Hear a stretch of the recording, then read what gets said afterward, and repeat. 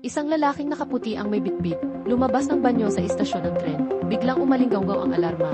Nagulat ng husto ang maraming tao. Agad silang tumakbo palabas para magligtas ng sarili. May mga bakas ng sunog sa sahig, may dayaming hindi nasunog, mayroon ding ginamit na pamatay apoy.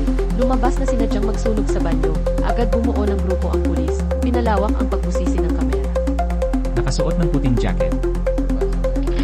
Agad nakilala ng dalawang pulis ang suot ng suspect. Agad silang bumaba at hinarang ang lalaki.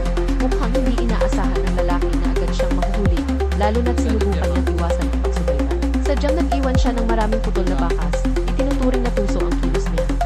Sumakay ng tren ang lalaking Tseng. Pagdating sa Shandao Temple Station, pumasok siya sa palikuran at nagsunog ng basura. Lumabas na ang 71 taong gulang na suspect ay si Tseng Shiyuan, bandang alas 11:46, sa banyo ng Station Daan Forest. Matapos magsunog ng dayami, sumakay siya ng bus at dumating sa Taipei Station. Naglakad siya sa Xumending at nagpalit ng damit, bandang alas 2 ng hapon. Muling nagsunog sa istasyon, tumakas ng 10 minuto, doon siya naaresto sa Zhongzheng District. Habang tumatakas, nagpalit ng damit para makaiwas, mula sa puting sombrero at kahilapang itaas. Nagpalit siya ng asul na sombrero at abong damit, may dala pa siyang maraming dayami sa bag, pinaghihinala ang planado ang krimen. Sa paunang investigasyon, isa lang ang suspect, walang kasabwat. Ang mga gamit na dala ay lighter at dayami.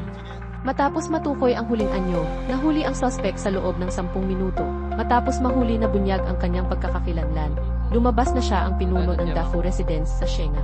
Pagkatapos may natagpuan pa ang pulis sa Daan Forest Park. 8 liham ng hinaing ang natagpuan. Ano ang nais iparating kaya gumawa ng ganito? Ngayong nahuli na kailangan niyang magpaliwanag.